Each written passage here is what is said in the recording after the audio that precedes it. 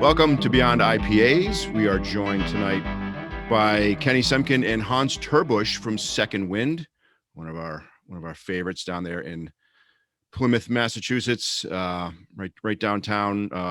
We've talked about them a lot for sure, and you probably know these guys. Kenny was on episodes 13, 14, and 15. So if you want to know more about Second Wind, and I'm sure you're going to like these guys if you haven't heard them yet, go check those episodes out. That was way back in April 17th. Seems like 10 years ago, when COVID was new. It's about a month after shutdown, right? Yeah, we were still trying to figure out exactly. Where the world is going. So we're psyched to have him on and just talk to him about everything that's going on down there at Second Wind, and they're really killing it. So let's do this. We're going to do our usual roll call around the table, set the table, whatever you call it. I picked up some Second Wind Luft Kolsch style ale. Appreciate calling that Kolsch style. Right, keep it legal. Very formal. Yeah. So appellation matters. Bob, what do you got? So on the Facebook page, I use the term FOLO a lot when I get a beer and it's the last one that I have of it. I get very nervous and I get very anxious when I open it. And so this one is the Snowbird, the Second Wind Snowbird, which I can't speak highly enough. It was one of my, I'm not a huge kind of, I put my quotations up in the air here, milkshake IPA guy. But for some reason, the only milkshake IPAs I can drink are by Second Wind. The whole Bird series, the Snowbird, the Lovebird, the Warbird, all of them. Fantastic job with this, guys. And we can get into it, but I'd be curious to hear what your thoughts are on this most recent batch, because for me, it blew me away. It was a fantastic brew. And yes, and I have a severe case of FOLO on this one, which is fear of last one. It's definitely I break into a sweat typically, and then I get nervous. I don't want to finish it, but this one is just an absolute beauty. So yeah, you might want to find something to hold you up for that, because it's going to be another year before you're able to get some more. I know. That's why even these polos on. Yeah, I know. All right, we'll get through it though. Brett, what do you got today? Yeah, my good man. I have likewise the Luft Kolsch style ale, baby. Nice. Drinking man's beer. That's good stuff. Clean. Mm-hmm. I just picture me getting off the lawnmower in the summer and just crushing those like left and right. That's every time I think of those crispy boys, that's just what I want. And as we get through March and into April, I'm getting excited about the warmer months coming up. as we're coming into some snow tomorrow, right? Whatever. Yeah, whatever. How about you, Hans? What are you drinking? Well, so as much as that entices me, those crisp beers, which I had a couple today around here, but as of right now, as you guys could probably see, probably not who's listening, but you could probably see the salty rim on this on your blender, blender cup. Obviously, it's after hours, so I have to go with a salty mark. Nice. Nice. Made here after hours by Second Wind, but not brewed by Second Wind. True. All right. In case any lawyers are listening who may want to take a True. Yeah. I had started myself. One does not pour just one salty marg at a time. No, one does not do that. I have Sean myself, Bean. But I'm also enjoying a reincarnated from the pyramids, because I am classy AF, as the kids say. This is such a beautiful farmhouse saison from a master of the style. So cheers to Widowmaker for making beautiful farmhouse ales. I'm excited. Probably by the time this comes out, there'll be a new batch of Old Oaken out. So keep your eyes peeled for some beautiful saison love coming out from us. Nice. Very nice. Yep. Very nice. All right. Well, I appreciate you guys joining us. I'm looking forward to having a good conversation. Yeah, unfortunately, our other fourth Dan Lachwada couldn't make it tonight. Has some plans. I can't imagine what's bigger than this, but I know. He had plans. This was apparently came together quickly. He already had plans. So obviously when we talked last year, it was about a month after kind of the shutdown went into effect, and we talked about pivoting and all that good stuff. And we don't need to rehash all that because we had 3 episodes on it. But I will say, and I did get down to 39 Court Street, and with my oldest son, and we had some beers and we had some good food, and it was the chicken and waffle night. When those guys were in, and it was fantastic. So, I've always just wanted to chat with you about this and you guys, and how that whole situation came about, and you guys had big plans of having your own kind of satellite spot. Obviously the pandemic kind of changed those plans or delayed them, I guess we'll say. But I'd love to hear from you guys, kind of like how you just pivoted in that way and ended up down there at 39 Court, and what it's done for you guys. Obviously, be able to move the beer and serve the beer and have a lot of people be able to get down there and enjoy it. I'd love to hear your thoughts on that. Yeah. So as many of you might know, or maybe not all of you, but as far as who's visited Second Wind, we have a very small location. Our brewery's under 700 square feet, and that's counting cold room space, bathroom space, bar room space, fermenting space, everything.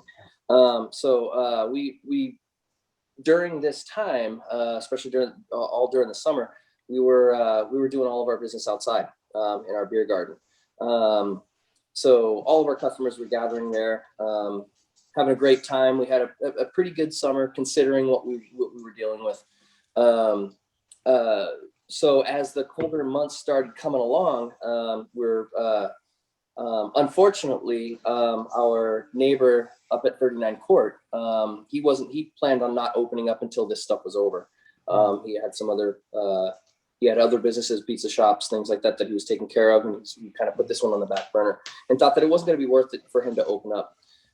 So fortunately for us, and kind of fortunately for him as well, we were able to come to a solution and take over his spot as like a tap takeover. He ran it all, helped, got us really involved into being able to take over his spot in kind of a different way. But we went to the town, asked them about it, talked about licensing, things like that.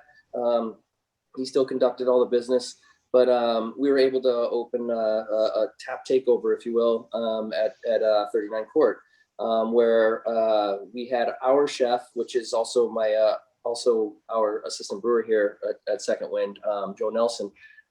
He's a chef by trade, has his own catering license and company. Gifted chef, yeah. So very gifted. He's had a lot of influence on a lot of the beers that we've done here. So it's great to have him be able to work up there and produce the food that we were having up there. Kind of bring a draw, something that was different than anybody else could you really get downtown, especially during the pandemic. We were essentially packing that place out. Sorry about that. Our heat just turned no worries. on. Just say it wrong. So we were running our tap takeover up there and having Joe do the food and running it, just for the weekends, able to essentially just be able to conduct business as normal. Sure. Which is something that we weren't really able to do down here at 7 Howland Street. You guys hear me all right? Yep. It dropped a little bit. It dropped a little Okay. bit for some reason, but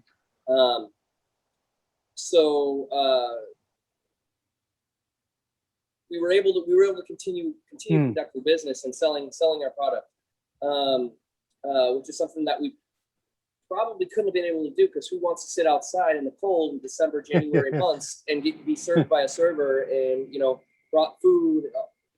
It just wasn't going to work. It wasn't going to work. Yeah. So it was very fortunate for not only us to be able to do that, but also for Matt, who owns 39 Court, to be able to give us that opportunity. And it essentially keep his place full, you know, keep the lights on over there, as you will, you know. So it all worked out really well, and did some really good, awesome food, great food specials, Man, a does ton he of make- beer. We had plenty of draft lines. Yeah, I was gonna say, what do you get for draft lines? What do you got? You got like at least a dozen, right? And I know 20. you've got 20, right? Wow. So I know you got your South Shore friends on draft, and you know when Yep. when I went, I was like, geez, I could stay here all night, And just- that was another good part about it too, is the fact that we were able to not only bring all of, like, you know, line up the taps with our beer, but also be able to bring in something that we can't do legally at our brewery, but something that could happen in the restaurant setting, to be able to bring in our friends, you know, such as Widowmaker, High Limb Cider, you know, Stellwagen, Yeah. Vitamin C, all those, you know, people who we've all supported and Sure. they've supported us back, kind of thing. So yeah, it's been No, you know, it was a and big that's help. great. Yeah, that's great to hear. You know, and it just shows something about the Plymouth community. And Kenny, you've mentioned this, and we've talked to, you know, Ryan and Kyle about it as well, as far as how you guys just look out for each other, as you know, on the South Shore, and that's just a perfect example of that. And you know, and I went, and I know the Swarses have been, and a bunch of the people that we're friends with. You know, we try to promote it as much, push people down there, and people love it. It's a great environment, it's a good atmosphere, and you guys got killer beers coming off the draft lines, and so I really enjoyed it. And it's you know, I'm glad I was able to get in there. Well, thanks for coming down. I'm so glad you enjoyed it. Yeah, no, it was fucking real good. And so what I'd like to do is kind of segue that into kind of, you know, we talk about being in March 18th today, and you know, spring's coming, spring's this Saturday, and people are getting vaccinated, and it's changing, you know, our approach and what we want to do and how we want to, you know, run the podcast going forward and get into people's tap rooms and you know, be on site and really have a good time. You know, I'd love to hear kind of, you know, where you guys are going in the next 3 months, looking at the summer, and you know, hopefully things are going to open up, and I'd love to understand, you know, the plans that you've had for your second spot and where they are, and what the thing is around that, and you know, let our listeners know that, hey, get down to Plymouth and you're going to have a great time. So you know, talk a little bit about that. Sure. So it's our fourth summer, and sadly, we're no less prepared for this one than we are for the last few. It seems as though we catch a stride coming out of winter, and as the waterfront picks up and a lot of our local wholesale accounts pick up, demand for keg beer starts to go through the roof, as we're also now, you know, in the last year developing a distro plan with more canning, having added the canning line last summer. So the struggle right now is capacity. We're already feeling it, you know, Brett as a buyer is seeing it, that we're kind of really constrained on what we can release, both in terms of there being raw material shortages, but also that in trying to maintain relationships and grow, we're having a lot of tough decisions. And so one thing for us about this second location was it was really targeted for a larger tap room.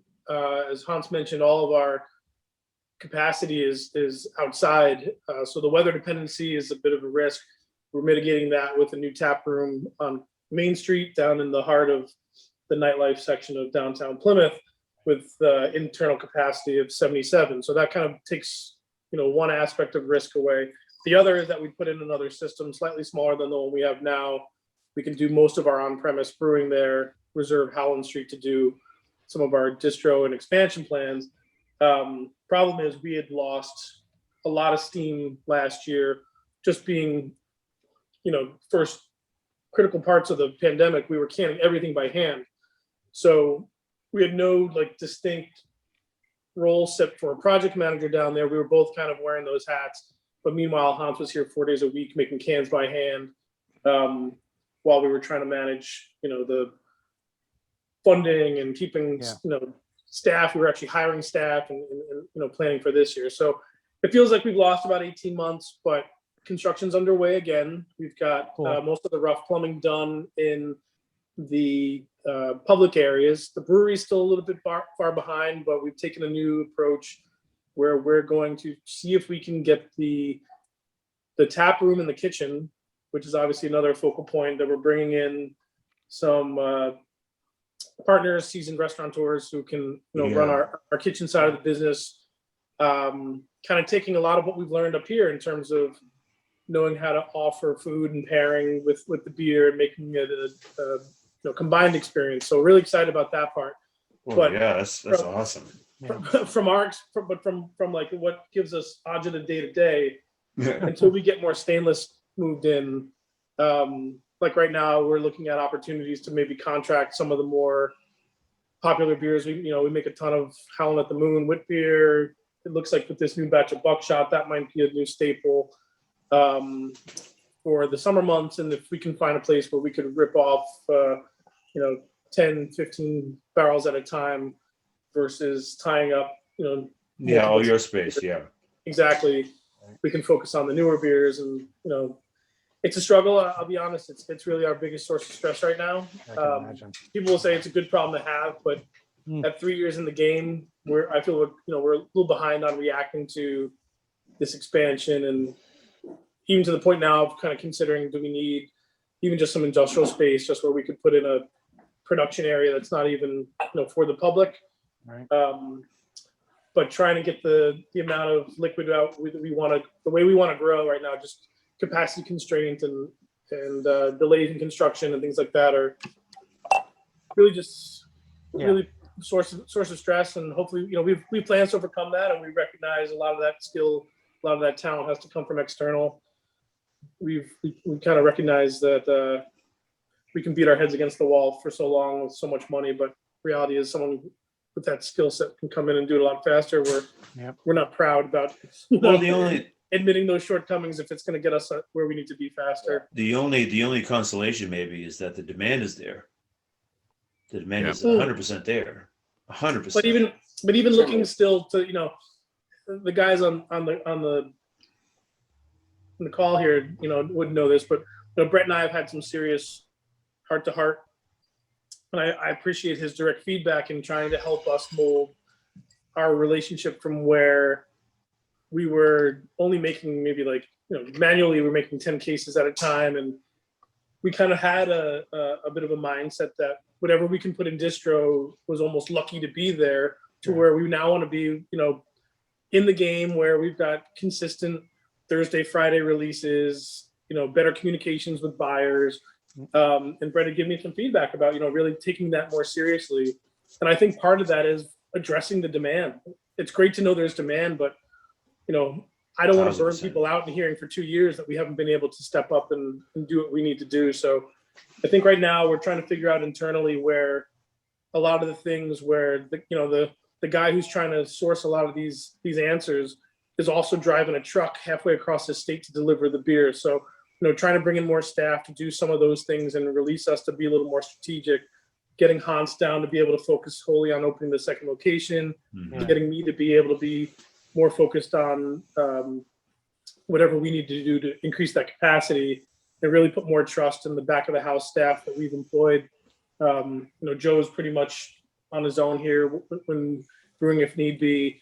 Pumpkin and Colleen are, great utility players. They're front of the house staff, but they're also, our packaging line. So growing a great team through this pandemic was a great silver lining, to be in a position where other businesses were letting this staff go and we were picking them up and benefiting it. At a time where it was difficult to bring on staff, but a year later, we're better for it. I can imagine the stress that you guys are dealing with right now. But I will say, just from having a little bit of pulse on kind of social media, and as far as your reputation that you have, you guys are killing it with your beer. People love Second Wind. And I would say, amazingly enough, over the last year, I think personally, I think your beers have grown and they've gotten, much more enjoyable. Like I just, anytime anything comes out, I'm like, I gotta get it. So this is good stress, insight though, right? Like, Yeah, sure. because Sure. we like us yahoos, we said, oh, it must be great to be a brewer, right? Oh my Yeah. God, they just get to sit around and make beer all day. And the reality is you guys have so many other things that you have to juggle that, we don't appreciate, I think. So this is, I'm glad you're, Yeah, I mean, kinda maybe see it's not this a little bit. appreciation, it's maybe just knowledge, right? I mean, I'm sitting here drinking a wonderful beer, and I'm thinking to myself, Kenny and Hans, this is on you. I love it, but not realizing, everything that goes into what you're doing, how you're looking to expand, how you're looking to grow.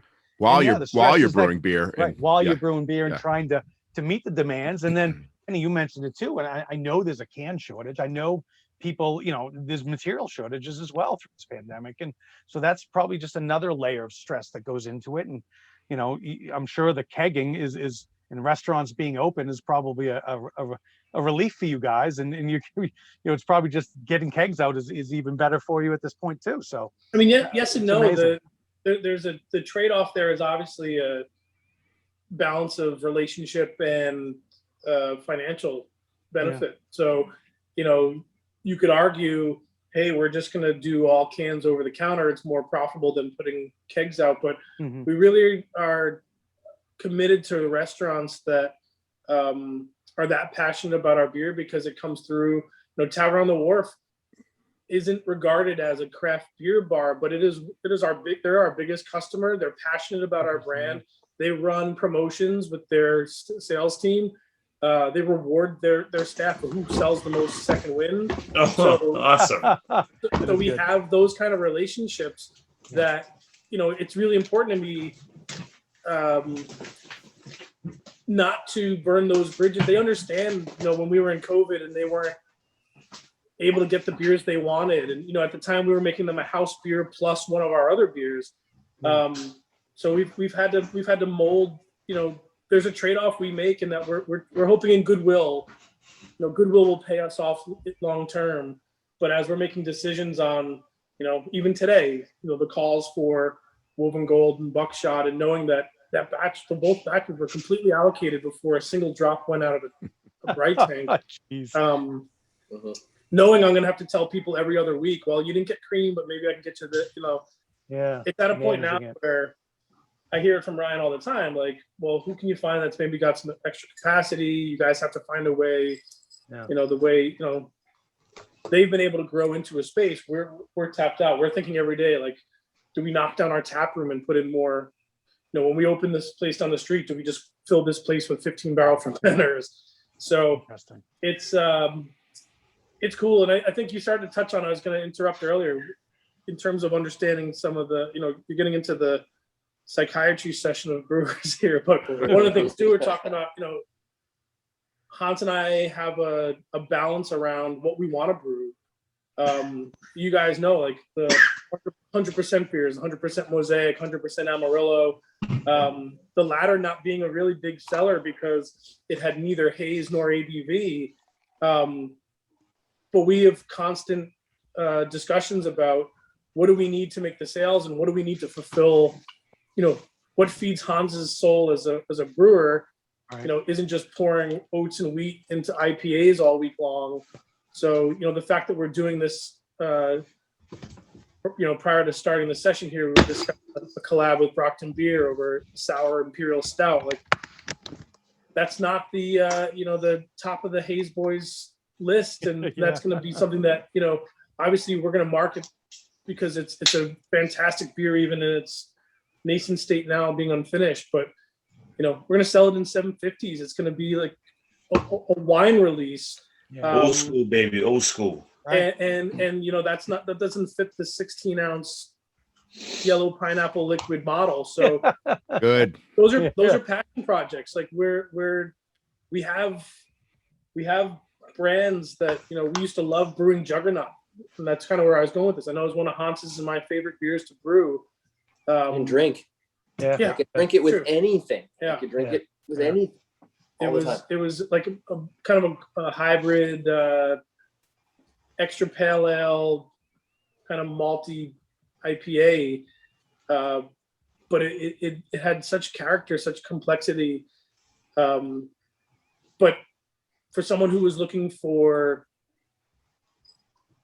traditional West Coast or new style East Coast, it didn't fit either mold, and so it was never really well received, even though it was exactly what we wanted it to be. Oh yeah. So Yeah. it's tough. It's tough knowing, like, Juggernaut wasn't well received. no, We never. What? First of all, we never canned it. Second of all, we had it. You know, we sold it out of the tap room. We had a handful of customers that really loved that beer. And there was also the ones that just they want haze. They want to see correlation with different hops in it every time. They want to see the variance of our even down to our session New England hazy IPAs. Seeing the variance on that. I mean, Buckshot, yeah. if it's buckshot, which is amazing right now. We just canned that. I couldn't. Me not being a super haze. I'm kind of getting tired of them, but I see the market's still there. But this one is absolutely beautiful. It's sessionable. Yeah. It's got the body of a regular New England style IPA, and it's got a great complex hop character to it. Hops go beautiful. I thought the first batch was great. Now that I hear you kind of tweaked it, and I'm very excited about it. And Scott, do you know anyone that's a fanboy of New England IPAs? I don't. I don't know any. No, I don't know anyone that that is. ship sailed, Brian. That's no one likes those anymore. And you mentioned, as soon as I had Winds of Change 25, I said, this immediately needs to be into rotation. That freaking beer was fantastic. And I'm just waiting for that to get into rotation. it is. Call it whatever Brian. you want. What did you rename it? We call it Woven Gold. That's Woven Gold? I didn't know that. Fuck, mind blown. There we go. We're getting gold tomorrow, baby. I had written down right here, the most recent beers that I freaking loved was Woven Gold. All right, the shit, man. And that's one of the fun things we have around. Like, we've done blind tastings. There was one a couple of years ago back at New World Tavern that they put, I think it was Stellwagen, Vitamin C was in the second 5, but it was us, Untold, Widowmaker, Stellwagen, and one other, I think it was might have been Springdale or something, but in the first 5, you got these beers, and then the room of brewers like all looking at it, like every one of them's identical, every one of them's the same color, everyone's the same body, and it was funny that we recognized that you can play the game of develop a base recipe and just alternate the hops, give it a new name, and I think right now our belief is that consumers are becoming aware of that. Sure. You see the troll pages on Instagram picking up on all the memes of just put out the same beer with a different name. So we do try. Winds of Change obviously gave us the latitude to try different yeasts, different hops, but also Slingshot grew out of it, Correlation grew out of it, Woven Gold grew out of it, Downtown Rabbits grew out of it. Cool. So we have brought at least those 4 into the fray. But for us, it's like there's so many great hops out there, and then we started to step back and realize, Woven Gold, Winds of Change 25, Citra Cashmere and Amarillo. There's not a single new sexy hop in that mix. It's just how we're using them differently now, how through collaborations and through a ton of reading. I mean, Hans is an avid reader in constantly educating and re-educating himself. So we're always looking at ways of improving, even just in the Win series, from 1 to 13 or 1 to 11 and 11 beyond, in terms of how our cold side management, all our hop additions, things like that have changed. So yeah, it's fun in that it's constantly evolving, and we kind of try to keep it interesting with what we want to try. I think, we've got a couple of really wild things on the horizon now. We've got Fat Vader. It's mellowing right now. So that was, we took the majority of the last batch of our Russian Imperial Stout. We threw it into repurposed bourbon barrels that had maple syrup in them. Pitched it with banana. The banana all re-fermented. has brought that beer up to probably about 14%, which then we topped off with peanut butter and some other, basically trying to mimic and this is again to Joe's credit, like he was like, hey, Joe's our ear to the ground on like who's waiting in line for what across the country, and he's like, I really want to do this Russian Imperial Stout with peanut butter and banana and bacon. So Fat Vader's in the waiting to be processed. It's just mellowing right now. It's still a little hot. You mentioned we've got a 12% Imperial Sour Stout aged on French chocolate oak. We've got the Sour Pleasure series, constantly evolving. Just crushing it too, by the way. On those. Sour Pleasure's murder. It's murder. The RCI Bowl was one of my favorites. I love that. That was good. That's awesome. We got great reviews on it. And I mean, honestly, this series has been evolving.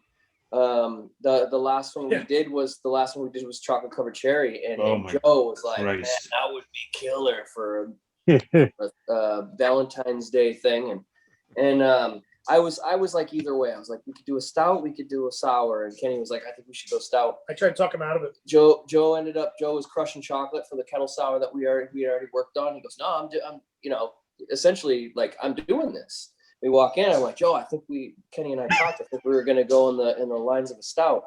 And then Kenny says, he's already crushing up the chocolate. Let's just well, that's good that he won out. I'll tell you what, it was definitely one of the most unique sours that we've done, and also probably from what we've gotten from feedback, was probably one of the most unique sours that a lot of our customers have ever tried ever. And it really picked up, and it was very different and amazing. I mean, it's exactly what the feedback on it is uniform says. Yeah, it's exactly like it's supposed to. And I think that's the thing with that series, is that it's attracting people. I was afraid, and I'll admit, in that instance, I said we just came off doing an acai, blueberry, banana, strawberry, peanut butter, and granola sour with lactose. And I think the complexity kind of scared people off. And now we're coming back with a chocolate sour. And I was like, let's just play it safe. And I mean, I didn't say those words, but that was what was in my tone. Like, right. And Hans was like, everyone does a fruited stout for Valentine's Day, right. And I just turned to the two of them. I said, you just have to make it awesome. There's no room for this to suck. That's all. We're committing. Said, well, he's already started. We're committing. Awesome. Yeah, we're already there. Train just left. Committing a kettle sour that we've given up tank time to. We're putting chocolate and a shitload of fruit into something. This better be awesome. That's funny you did say that too. Straight up. He looked straight at me as Joe's chopping up chocolate, and he looks at me and he goes, "Just better be awesome." Yeah. Well, just functionally, how that beer worked, at least at the retail level, was that I could use Sour Pleasure Chocolate Covered Cherry and Widowmaker's 2021 A Brewer's Odyssey to tune customers into the grooviness of smoothie sours and dessert sours. Yeah. Yep. So it really turned people on, and now they're clamoring for those high gravity, high pastry sours. Pastry sours. They're funny you say high gravity, because our next Sour Pleasure is actually like going to be like 8.5%. It's a it's after all the fruit. Strawberry, strawberry. It's probably 11% right now, but it's sign me up, dog. Sign me up. How many cases you get? Strawberry, just let me know. Banana.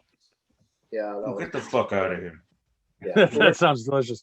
Well, so talk about the series too. Like I'm, believe me, the whole electrolytes and that series with the power sours, like I fucking love it. The Blackout series, just a drinkable stout, like those beers have been crushing and killing it, and people are raving about it. So again, kudos to you guys, like to just present beers that I don't think others are necessarily doing. If they are, they're not doing it as well. But like, what's up for the Power Sour series? Like, you've got the Ecto Cooler, the orange, the fruit punch, the grape white, the lemon lime. Anything coming down the pipe for the summer on those? Or what's the next flavor Can you divulge that? I mean, if That's it's a- that's a- if it's like a that's a- raspberry lime Ricky, that would be good. Right? Yeah. That's a good question, Ryan. Like right now, we're the next one we have coming out is going to be Ecto. Ecto has been a huge seller. I don't know if it's just because Bingo. it's green. Is it the gimmick? What it's all about? But people delicious. take that in their. They're like, wow, this is amazing. Like it tastes awesome. I mean, Doug, it all stems When from you our drink that beer, you think of Bill Murray, Dan Aykroyd, Harold Ramis, and Ernie Hudson. I mean, there's just no.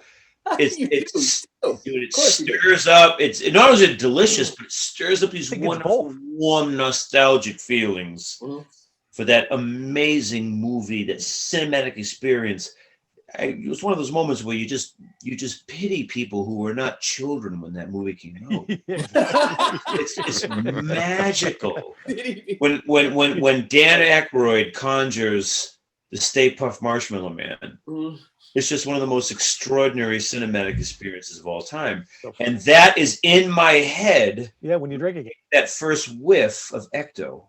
My Christ, it's just beautiful. It's beautiful.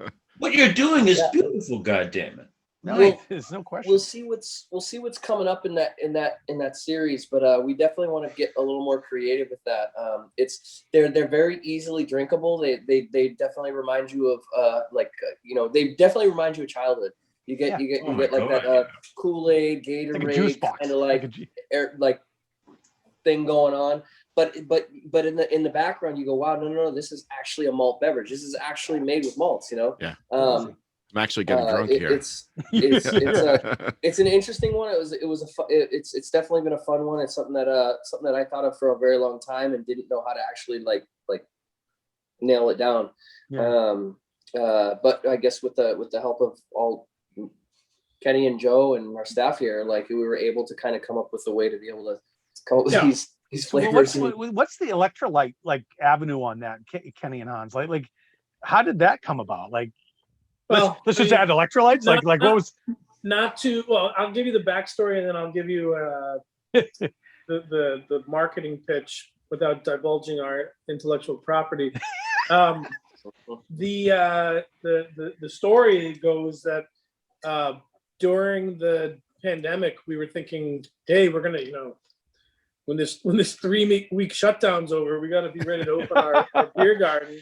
So Hans and I were out in the middle of pulling out our old brew house and installing the new one. We were also cracking concrete outside and digging holes to put in the posts to put up the walls that now have the graffiti on them.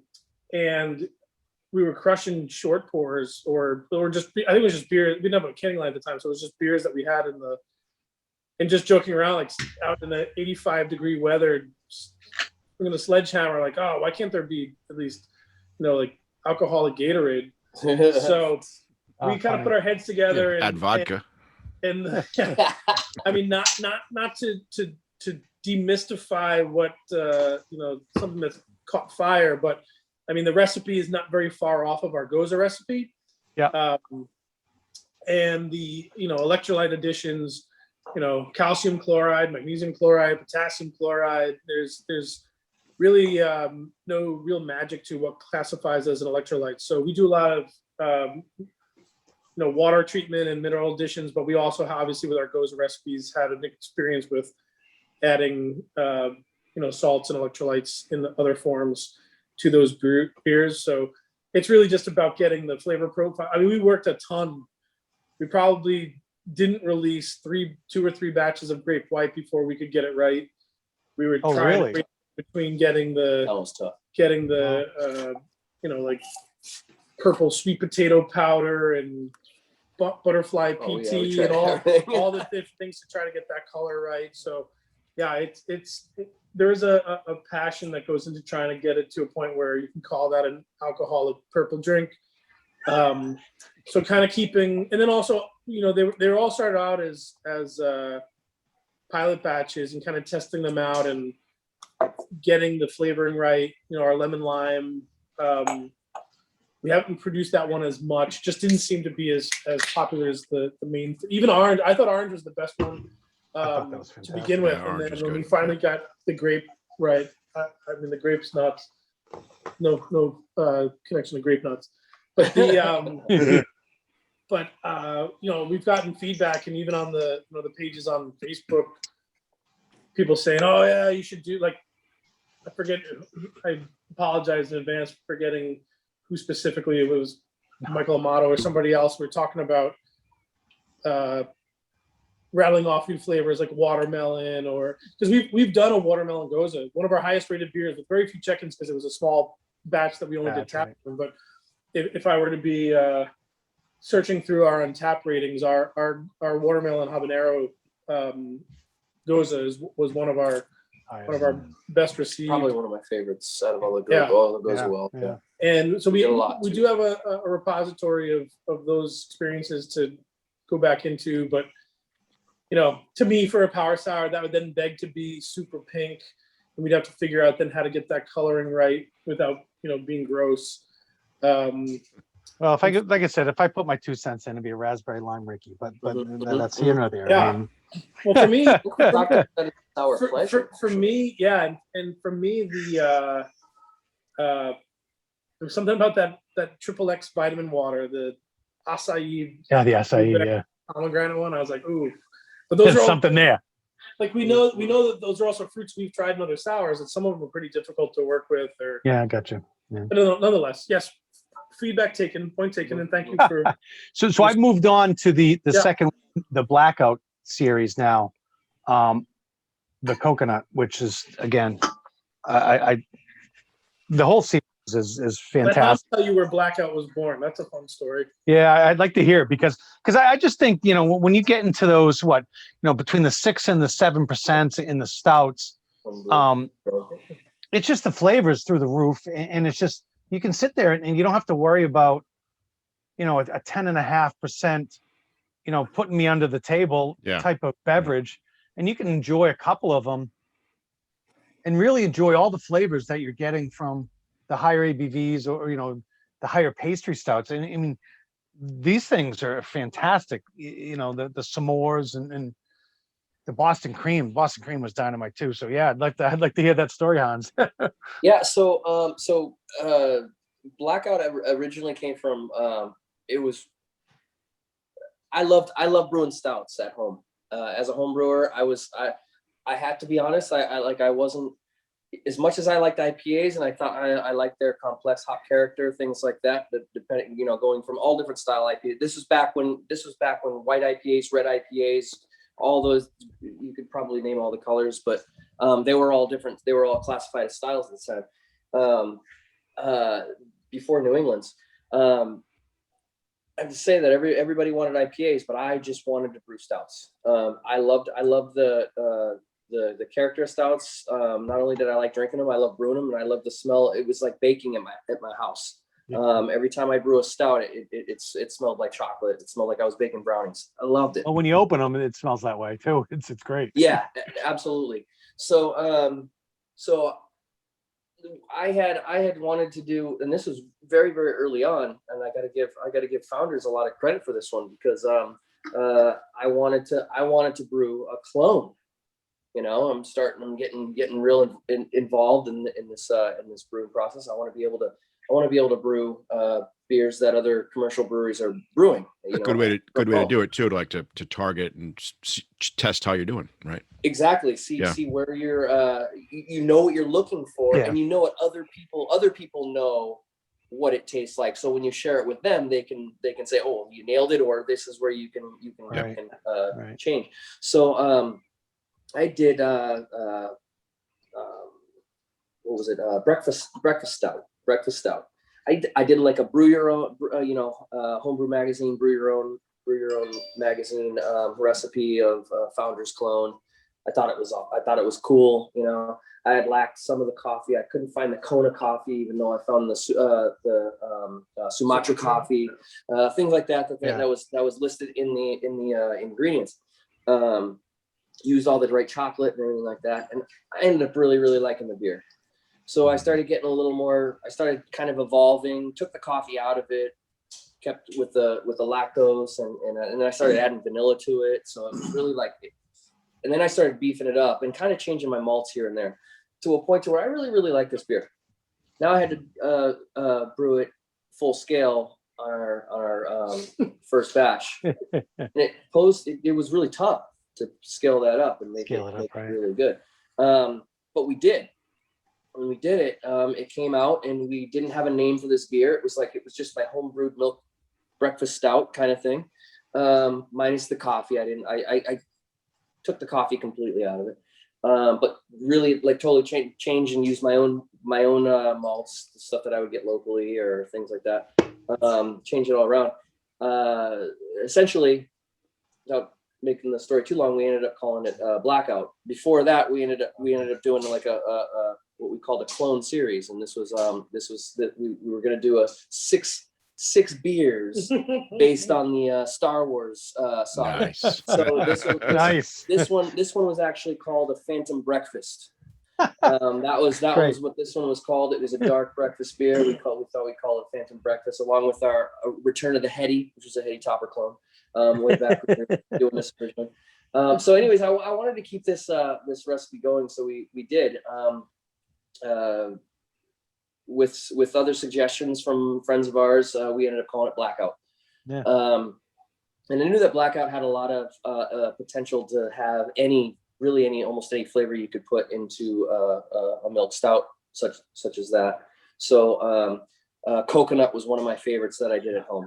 Coconut Blackout, which is actually what you're drinking there, Brian. So good. That was one of my favorites. So we had to try to figure out how we can get all that coconut flavor that we get at home using real sweetened shaped coconut, not extracts, and do that. We found out that we have to really load this boil kettle up. So we put this last batch, I think you're looking at 60 pounds of shaped sweetened coconut, which really spreads out to pretty much almost half your kettle. It absorbs a lot. Holy shit. So going from there, we did the s'mores, we did the oyster blackout, we did the Boston cream, we did the Good Morning blackout with Megadeth. That was a fun collaboration with Dave Ellison's coffee there. We've been having a lot of fun with that series, and one of my favorite series to brew, something that I absolutely enjoy smelling when I come into this brew house. I can walk to lunch while Joe's brewing that thing, and I come back and I just be like, wow. Yeah. So my Facebook friend that you guys know him, Derek Ricks, he loves the Mexican, and so I that's one of the ones I haven't had. So I'd like to get my hands on that. Let me give you a quick one on that. We decided to do this mole stout. Use a kind of make our own mole sauce and put it in the blackout and kind of achieve that Mexican little bit of a spice chocolate. Okay. Jeez. Wow. I think we originally did for Speedwell Hops and Hots. Yeah. So that was cool because Kenny was actually out in Arizona for the Cactus League. I think you were out there for the Cactus League, watching some spring training out there. Sure. And he goes, you guys, you need anything? And I was like, well, actually, it's kind of like how he runs to the grocery store. I was like, well, actually, I could use some Western, peppers. And so he came back with, I was like, and Uber drivers take me to the sketchiest parts of Phoenix. and there are some, yeah. Yeah, sure. Before we left for the airport, I had gone to this restaurant and I was trying to find Hatch chilies and they weren't in season. And so I asked the guys in the restaurant, like, where the best markets to go were. And so they gave me a list. And so I kept calling Ubers and they're like, no, I won't drive there. And I was like, these must have some really good chilies. must be really good peppers. Yeah. He's not going. Yeah. So I got dropped off there. I walked out with 2 full bags of pasillas and then caught another Uber back to the airport. And that was like my carry-on on the way home was 16 pounds of I was gonna say about pounds of chilies. I was gonna say about 15 pounds, but yes, about probably eight in each bag, and That's awesome. a pasilla chili peppers that he brought back as we were using Taza Mexican stone ground chocolate and chili peppers, a little cumin, some cayenne for some. Oh my God! Spice. Stop. Yeah. And This is we great. we literally made a mole sauce right here in the middle of our brew house, and then added it to the boil that very same day that we were boiling. Sure. Yeah, that one was it was incredibly interesting. It's something that I always wanted to do as a as like a Mexican style stout kind of thing. Came out really, really nice. I'd love to be able to do it a little more efficiently next time. It was very, very send Kenny to Phoenix. Yeah. Kenny road trip. I just went to Mexico. Too funny. Well, if I'll get my last plug in on that series. A tiramisu would be really. Oh, here we go. Tiramisu. That's just me thinking. Another suggestion. Yeah, that's just me thinking. Mm-hmm. That's all. So you name a lot of the series after Star Wars characters. Just call this one Onsen. Yeah, he is. Oh my God, that would. He was the chief of the Federated Realms. Jedi Master. Come on. Especially on the pastry ones, we try to work with the local bakeries. So if we can get someone to make us some ladyfingers. Here we go. You're thinking, Kenny. Yeah, well, I'm gonna put it on Joe. Joe will have it done in a minute. So nice. That would sell. I'm telling you. Yeah. Everyone loves tiramisu. Of course. Hans, can you do us a favor? Can you do the public a favor? Can you explain what the relationship? So, as Kenny mentioned earlier, New England IPAs, they share some of the scene with smoothie sours, but really they still rule the roost in terms of sales. But I think a lot of people misunderstand the role that malts play, even in a juicy, like Julia style New England IPA. Perfectly. Mm-hmm. Can you please explain to the public the as it were, the malts, how they structure the beer, like what role they play, even in the juiciest New England IPAs? Yeah. So I honestly, again, like I said, I've never been the best IPA brewer. Never like. You are selling yourself short. You are great at it. But I have to say, when it comes to my interpretation of a good hazy New England style IPA, it has a lot to do with every ingredient that you use. It's not a hop forward beer. I mean, it is, but at the same time, everything has to be there for it. Like Kenny said, including the water. Yeah, including the water. The way we treat our water for our hazies are definitely a lot different from any other beer that we do. Trying to achieve the proper pH.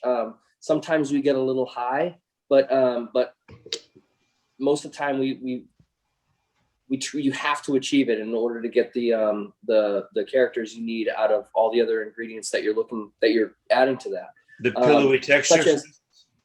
So what's that? The pillowy texture, for instance. Well, and this is where I was going to go with that, especially when it comes to your malts. Now your malts are very, very important in order, because you don't want your haze to be too dry. You want to give your yeast some nutrients, but also you don't want to over dry out that beer. You don't want to give them everything that they're going to eat. I use a lot of wheat in mine for the high protein content, to try to keep that head that you might not get with. I mean, a lot of brewers use some carafoam, things like that. Also, a lot of flaked like adjunct malts, such as, well, I shouldn't say malts, but adjunct grains such as like oats. Things like oats. So oats and wheat, I think, are very, very important. Or at least if you're going to use oats, you got to use also some sort of malt that will give you that high protein. You want to see those proteins floating around in that beer when you're boiling. Such as like Maris Otter or something. Like what kind of? Yeah, I mean, your base malt's going to have the proteins necessary. They're also going to have the nutrients necessary for that yeast that you use. And a lot of times you want to use that low flocculating yeast, that yeast that doesn't want to settle out and completely clear out your beer. You want some yeast in suspension. But also, I think that even though yeast brings a lot of character to these beers, you shouldn't have to taste it. You really want your hops to be able to kind of accentuate that malt hop balance when it comes down to it. That yeast should be there, but you shouldn't taste that. It does give you character to it, but having a meaty IPA compared to and I call them that because literally I have some New Englands that are really meaty. You want that haze, but you don't want that. You want the malt and hops. Yeah. Which is very important. Yeah, I think Thank you, Hans. I think the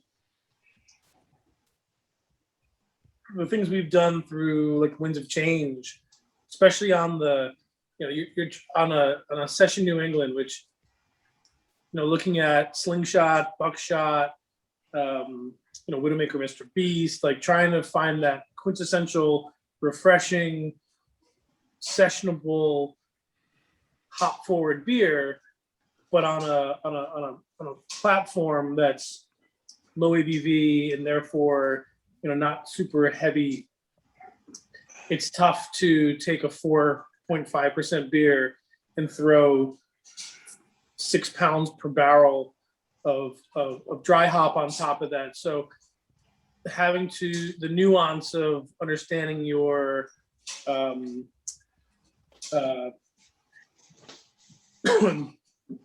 your mash temps and trying to dial in your complex sugars and things like that the Hans said you want some residual sugar to leave some body, leave some heft on this otherwise light beer that also can carry some of that hop. I think that's been for us, I don't want to say struggle, I think that's been the challenge, is trying to get Slingshot was Winds of Change 1, 4, 13, even into evolved into Buckshot's evolution of Slingshot, and still working towards getting how do you get the body and hop profile of an 8% beer on something that's half that ABV. Right. So it's funny because we were talking earlier in the session here about having the marketability of beers with no haze or low ABV, and here you're taking we got one of the comments, I think it was actually from one of Brett's customers, was that we were marketing Buckshot, there was no truth in advertising. It couldn't be a New England IPA because it was only 4.6%. And that we should have called it out. And I was like, well, the ABV is literally written right there. Yeah, you can't miss it. Right next to the style. But yeah, that perception Giving that perception that it actually tastes like that is a compliment. A New England has to be, New England has to be hazy. It has to be 8%. It has to have at least this many hops. Like people have those perceptions, and it's really like, well, was it hop forward? Was it soft? Did it lack, residual bitterness? Was the mouth feel good? Like for us, those are and still this many years in an undefined style, it's really just about drinkability. Yeah. And I think that's the thing with these. It's like, we didn't want it to be watery and super hoppy. That's not enjoyable. And we didn't want it to be, overly sweet and we want every beer to finish out right. We want it to be clean of the hop that's not supposed to be in there. We want it to be stripped of the yeast you're not supposed to get. And we'll keep working until every beer we put out meets that. For what it's worth, to me, if I could always have a Buckshot and a Just a Kitten, so Just a Kitten from Exhibit A, those two beers, I just need, Steinberg. Like I just need those in my fridge, just to be able to take a break from the 8.5s and to still have the flavor. And so, I'm so excited to get the next round of Buckshot, because I thought the first round was fantastic, and that could be me just carrying the Second Wind tote bag that I do all the time. But props to the 8-spoke desk. It's fantastic. you want that sessionable, that just relaxing, that just, you can have a couple and not Mhm. be, 8.5 into it and be like, oh, fuck. Oh yeah. Yeah. Well, we're glad we won you over on our sessions because you made it very clear who you favor for your triples. I do. Listen. So let me caveat on that. I think for me, in my opinion, they nail the triples. Right. Now, I wouldn't drink They any is other Widowmaker, milkshake but listeners at home. IPA than Second Wind. And the milkshake IPA, I don't Right. like milkshake IPAs, but somehow I just want to see you turn red. Listen. That's your problem. He's already there. They're squirming. There is no. Brett always calls me the red faced bat. Like No, I got Bloody you. Listen. Queen does, mate. Yeah, I the Bloody do. Queen does. There, I have high Bloody blood pressure. I get excited, all that good stuff. No, that You're right. beer is incredible, and we love your passion and I mean we benefit from it from time to time as well. So I just wanted to I told Brett I was going to zing you on that today because No, that's fine. I deserve it.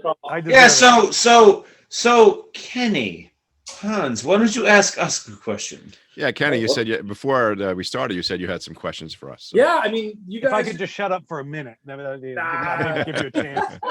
He gets excited. It's okay. I get very excited. I mean, I credit you guys with, there's been an evolution of Facebook groups that have been covering a lot of the South Shore breweries, some of the South Coast breweries. And I think you guys do a really good job advocating. I consider you guys influencers. It's interesting to see how, the community is growing. And at first I didn't understand, like going years back when this started, seeing people just, Facebook groups were just like the Instagram of, here's what I'm drinking. I'm like, who gives a shit? But the fact that people are create community over sharing what's in your glass and having these types of connections. I now see the power in that, and I see, I'm reading the, having a relationship with other breweries and kind of getting a sneak peek at what's coming out and getting my reaction first, and then seeing how other people react. Like I showed Hans the design for Planet of the Vapes a couple days ago, and I was like, "You got to see this. This is awesome." And then now watching it, that moment, and I credit Ryan with the way that he's retooled their branding and both in brand imaging, but also in the label artwork, and that Derek Ricks, you mentioned him earlier. I'm gonna buy that beer just on the artwork alone. Like it's become an integral part of. People don't even really care what's in the can because they're drawn to the can. So that's part of the culture. Point being is that and the culture is kind of what I'm getting at, is that you guys are now in a position where you're kind of mouthpieces of it locally. And so from that perspective, I'm asking you this question as influencers and as consumers. We're coming to a point where we're hoping that there may be some good news in the next couple phase 4.1, 4.2, 4.3, somewhere where we start to reopen. And like, what are you guys looking forward to? Beyond just saying, oh, we can't wait till we can get back to just congregating in public, but like, what are your feelings towards, we're looking towards reopening our beer garden and looking at the events like we did at Bram Halls last year and bringing people back. We recognize there's still, again, pick on Derek, like he's a person who's been, very avid supporter of our community, but also being very safe about not being in public and not dining indoors and things like that. So we recognize we're not going to get everybody back the day the governor turns the we're open light back on. So what do you guys, right? It's not a light switch. What are you guys looking forward to? What are your concerns? Like, what are you thinking about as phase 4.2 or whatever is upon us? Are you headed back out to breweries? Or are you kind of playing it cool? So I could start, but it's going to be long-winded. Go ahead. No. It's going to be long-winded. So Scott, you start. Okay. Let's see. It's funny, right? I am dying to get back to go out to breweries and tap rooms and everything, but I still have that odd feeling of like, what am I supposed to be doing? Like I'll see somebody and it's Yeah. uncomfortable. Or they don't have a mask on. Like, is that a problem? Like, and that's just like, I got to get past that. I think we all have to adjust back to wherever the hell we're going next with this. But I'm dying to get out to just sit in the sun in a tap room or, a beer garden and just talk to people and talk about beer and listen, anyone that knows me, I was born for social distancing. I was built for this, right? Like I do my thing, but I'm done. I'm tapped. I gotta talk to people. I gotta get out. It's brutal. And so I don't know. For me personally, I'm going to look for those opportunities just to go and see people. And in terms of the podcast, we are hoping to get more live events and bring our equipment to the tap rooms and encourage people to come with us and say, hey, we're going down to Second Wind or wherever. And on this date, like, come on down and we're going to be in the corner podcasting and looking forward to that in a huge way. And just looking forward to summer. I hate winter. So Yeah. Just getting out in the sun. Can't wait for that. So, and for me too, it's, and I'll go, and then we can go to Brett.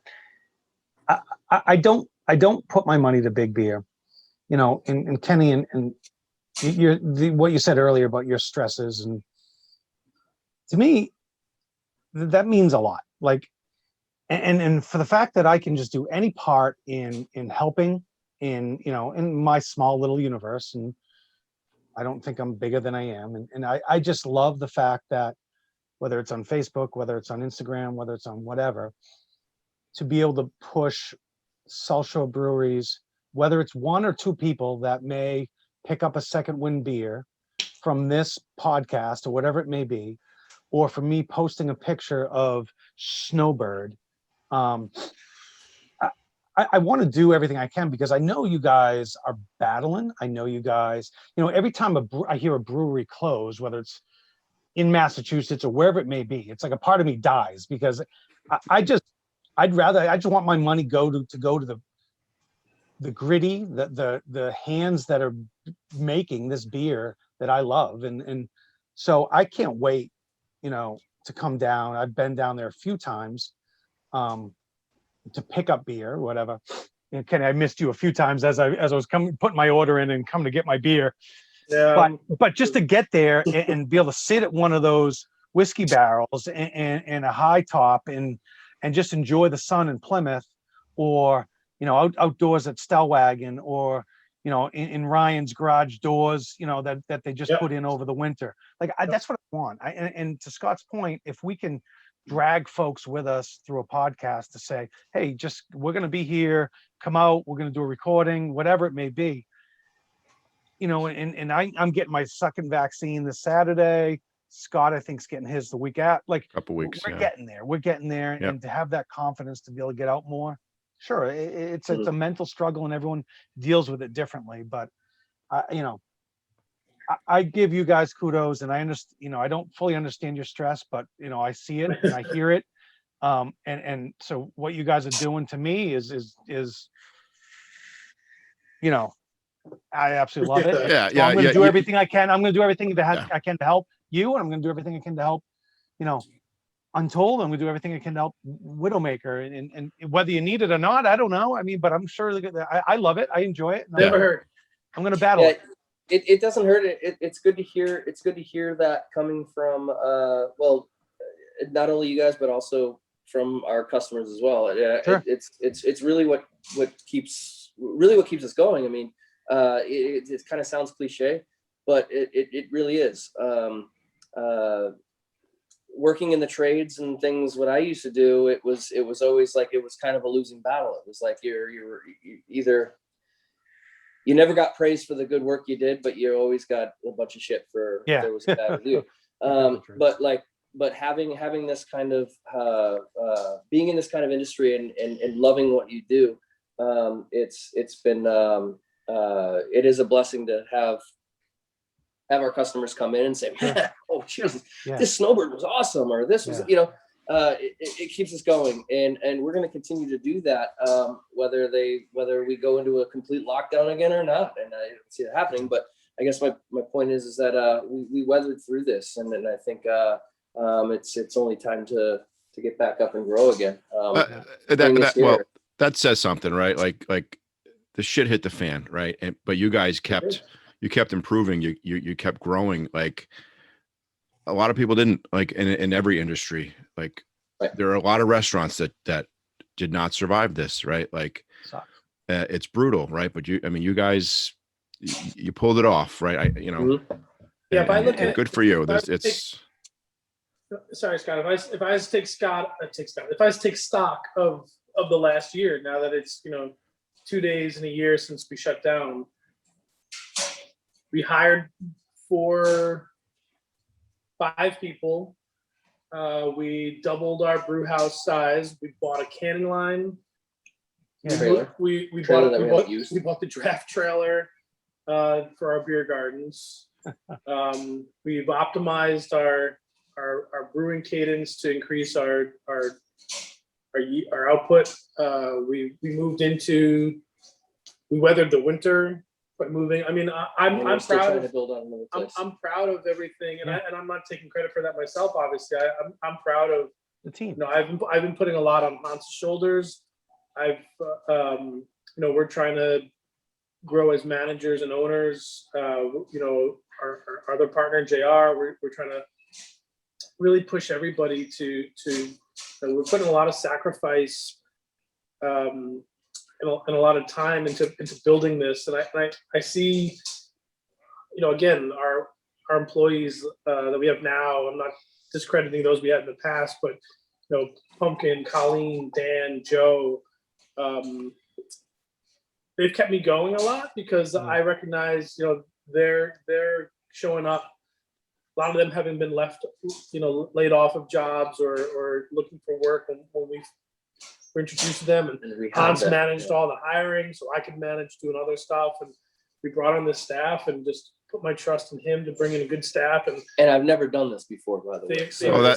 Right. All kinds of skills you never thought you'd have to deal with when you started a brewery.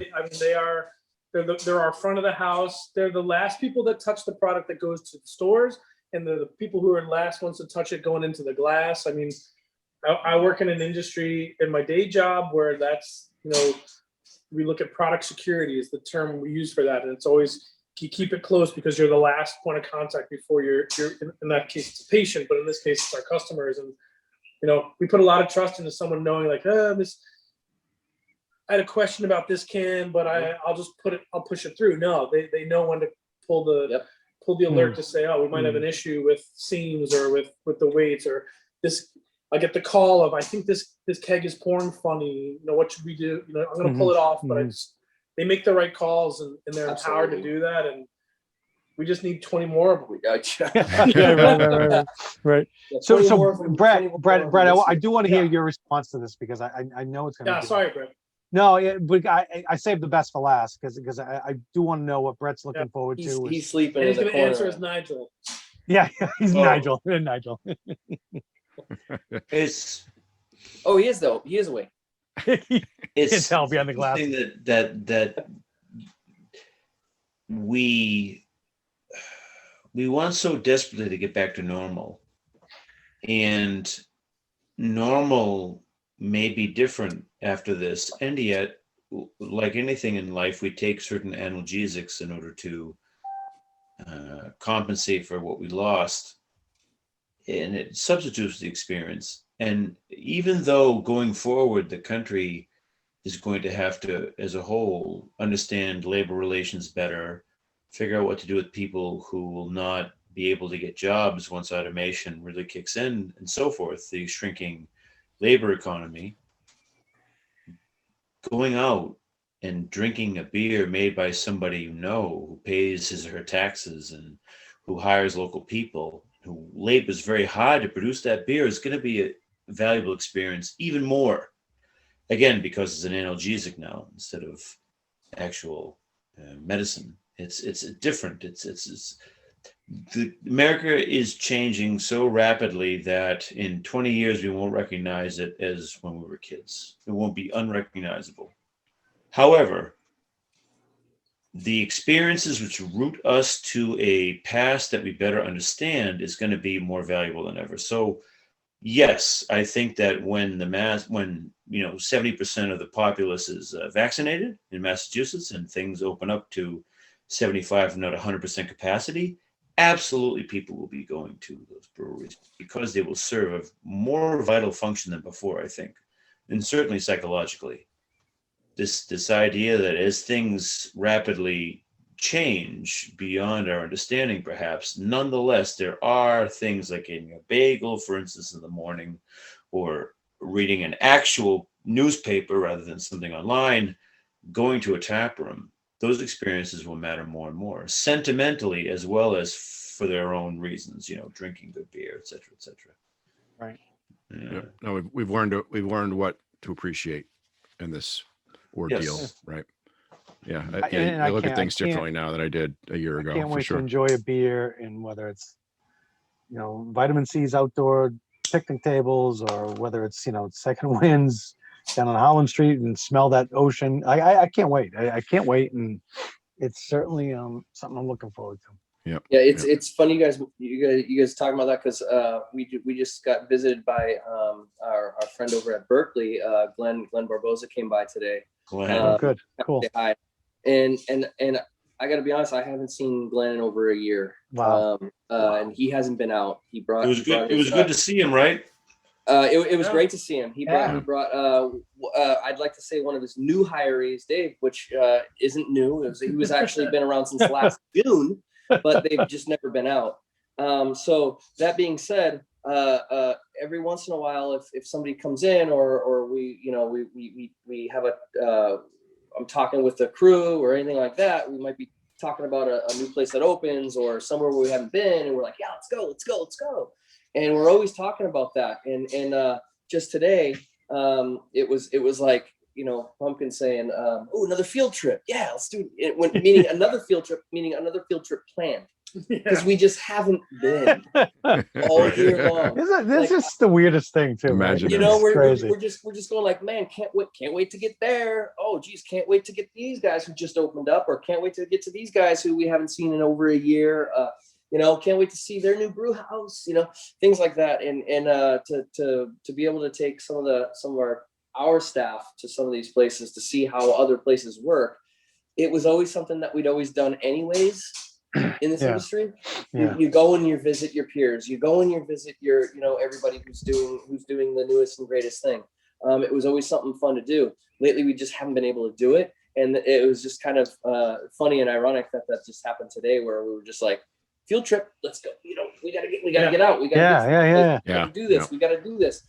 Get out of the grind every once in a while, just like Glenn did today. Like he said, it was one of the first times he'd been out.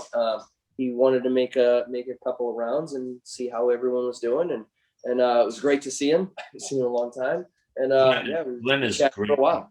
Yeah, Glenn is great people. that's funny. And like we went back to future podcast guest, I must say. Yeah, let's get him on. Yeah, future podcast guest. I spent some time with him on Tuesday, and Glenn is a mad scientist genius, baby. That guy's yeah. I walked in, I said, "Oh, Dr. Barboza." Dr. Barboza. That's him. It's just he is a relentless pursuer of truth. That guy. God, I love him. But a lot of interesting. I mean, I'm looking back now. Today we had obviously Pierre showed up. Oh man, that's awesome. We had special guest. we had Glenn and Dave from Berkeley. We had two gentlemen, Craig and another guy from Roundhead Brewing that's opening in Hyde Park. They were coming to look at the canning line. I love the network. Yeah. Mark show up from Hopscotch in the bottle store down in Deer Park, Long Island. It was constantly, we were pretty. We had a lot So of guests today. popular. Goes to Oh my show that God. things are starting to come back. You're like more popular than Matt. Open up. I love the network. I love that you guys. It's great. Yeah. But it's funny. Brett, when was it last year? And Kenny might get butthurt, but you did visit him after we did go. We made it like a point. We had to schedule it. Like we went to Mayflower. We reserved an hour and a half out on the picnic tables. It was the first week. It was the first. It was their first week they opened. We're like, we have to just get out. And it was a sunny day, and it was like, the heavens opened up, and we were like, we had to sit in only 4 at a picnic table, equally distanced, and it was weird. It was strange, and I'm so just like, that has to end. Like that has to end. Like, you gotta get rid of that. I gave you guys shit because coming another 3.5 miles was too far. Yeah, I know. They treated you like kings. Scott wasn't allowed to go beyond the that exit. He wasn't. That's it. I have rules of engagement. Yeah. All right. Funny. Next time, Kenny, we're coming right to you. We're gonna bypass everything else. All right. Next We time, promise. the first We time. promise. We're gonna schedule it. Yep. All right. Well, I think it's a good place to wrap it up. Thank you guys for your time. Fantastic stuff. And like we're definitely gonna get down there, put the word out on the Facebook page and pack the place and if there's any listeners that haven't had Second Wind, I question you. Get to a retail, get to Tamarack, get to any of the retails that have them, or get down to Plymouth. You will not be disappointed. You just won't. You just won't, and you actually may be amazed. You may be amazed. So, and you hear. And if you are, we'll make it right. Who knows? Yeah. No, they're not going to be. If they're not, I got to look at them, not you. We are in the constant pursuit for perfection, but that is an endless, unattainable goal. continuum. Just goes to show me I will never retire. That's right. That's my soft way of telling how retire. I don't want you to retire. Retire. You guys are don't talk about that. If you retire, I'm impacted by that. Don't do that. That's a selfish perspective. No, I'm talking like I was hoping like maybe mid-60s, but I don't. Be here before you know it. Yeah. All right, gentlemen. Thank you again. Yeah, thank you guys. Appreciate it. And always fun. Always fun. Go get some Second Wind. Go get it. Go get it. Everyone needs their second wind.